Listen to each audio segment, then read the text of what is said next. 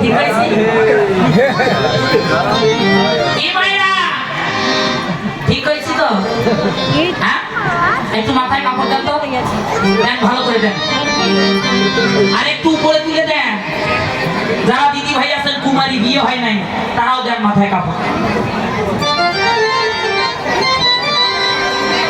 দেন। দিয়েছেন? রোনার এক সাইড তুলে দেন। দিয়েছেন? দেখি তো দিয়েছেন কি না। দিয়েছেন? দিয়েছেন সবাই? খালি দিদি ভাইরা আর মাসিমারা দেবে, আমার বাবাজিরাও দেবে। হ্যাঁ, মহাপ্রভু নারী সেজেছে, লীলাটা স্মরণ করেন।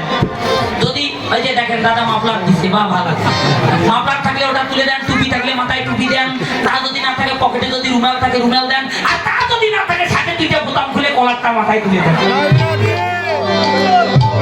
তাও যদি না পারেন, মনে মনে চিন্তা করেন, মায়েরা যেমন মাথায় কাপড় দিয়েছে, আপনিও মাথায় কাপড় দিয়েছেন। কারণ কি জানেন? মহাপ্রভু নারী সাজলো কেন? গীতায় ভগবান অক্ষর ব্রহ্ম জগদ্ধায়ে বলেছে, হে অর্জুন, পরম পুরুষোত্তম ব্রজেন্দ্র নন্দন শ্রীকৃষ্ণ, আমি কেবল এই অনন্ত কোটি ব্রহ্মাণ্ডে একজনই পুরুষ, আর সবাই হলো প্রকৃতি।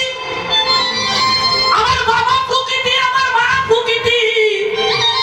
প্রকৃতি হইয়া করে প্রকৃতির সঙ্গ, দিনে দিনে বাড়ে তার প্রেমের তরঙ্গ। আর প্রকৃতি হইয়া করে প্রকৃতির সম্ভাষণ। প্রভু বললেন, না হেরি ওই পাপীর বদন। যদি পুরুষত্ব অভিমান নিয়ে কোটি জনম, এক জনম নয় কোটি জনম যদি বসে করো শ্রবণ কীর্তন, তথাপিও না পাই কৃষ্ণ পদে প্রেম ধন। নিতাই গৌর।